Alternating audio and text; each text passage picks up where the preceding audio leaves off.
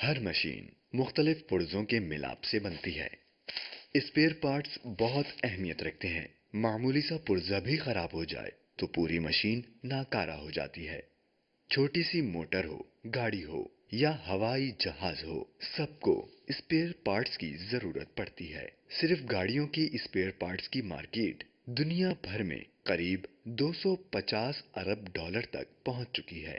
عموماً spare parts سے مراد گاڑی اور موٹر سائیکل کے اسپیئر پارٹس سے لی جاتی ہے، کیونکہ عام انسان کا تعلق عام طور ان چیزوں سے ہے۔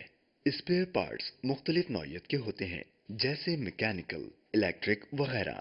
کچھ اسپیئر پارٹس قابل مرمت ہوتے ہیں اور کچھ استعمال کے بعد ناکارہ ہو جاتے ہیں۔ پروڈکشن والے ادارے اسپیئر پارٹس کو اپنی انوینٹری کا حصہ بنا کر رکھتے ہیں۔ بہت ساری فیکٹریاں مکمل چیزیں بنانے کے بجائے صرف اسپیئر پارٹس بناتی ہیں اور بہت بڑے اداروں میں شمار ہوتی ہیں۔ امیر اہل سنت سے عرض ہے، اس مارکیٹ میں کسی بھی قسم کے دھوکے سے گریز نہیں کیا جاتا، یہاں تک کہ پرانے کو نیا اور لوکل کو جینین پارٹس کہہ کر بھی بیچ دیا جاتا ہے۔ آپ اس بارے میں کیا فرماتے ہیں؟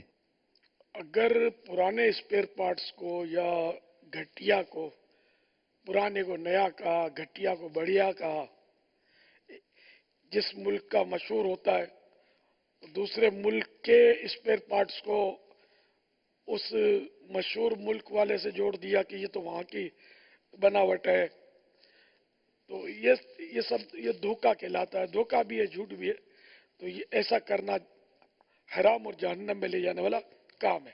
البتہ بیچنے والے نے ڈکلیئر کیا ہوا ہے کہ یہ یوں ہے، نیا نہیں ہے، پرانا لوگ نیا کر کے بیچتے ہیں، میرے پاس جو یہ پرانا ہے، اور گاہک کو بھی پتا ہے کہ یہ پرانا، تو جو کنڈیشن ہے وہ بتا دی گئی گاہک کو، تو پھر خرید و فروخت میں کوئی گناہ نہیں ہے۔